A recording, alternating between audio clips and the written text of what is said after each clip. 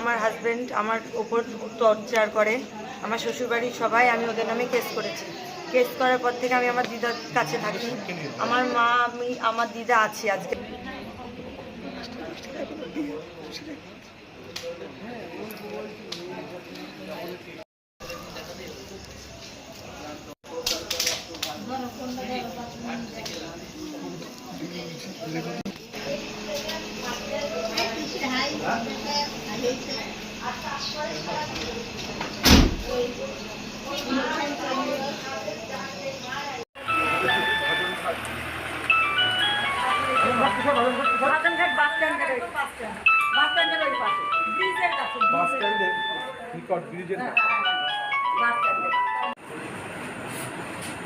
কি করে চাষবাস করে, মাতাল, খুব বদমাইশ, সবাই কোপায়।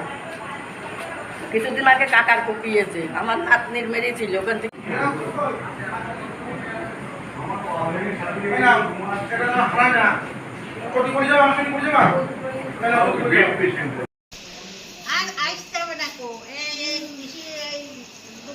আমার হাজবেন্ড আমার উপর টর্চার করে, আমার শ্বশুরবাড়ির সবাই, আমি ওদের নামে কেস করেছি।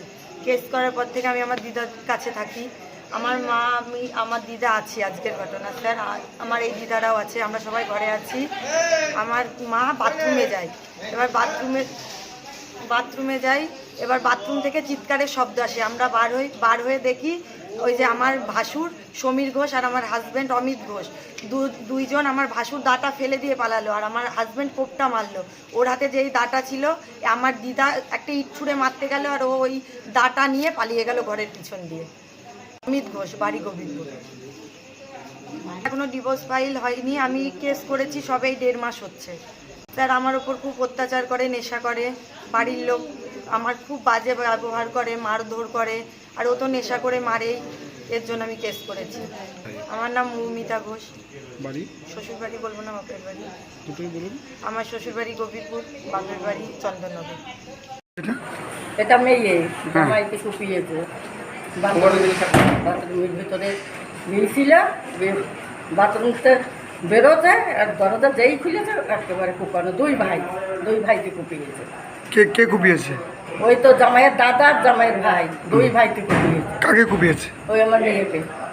বাড়ি কোথায়? হাতের ঘাট।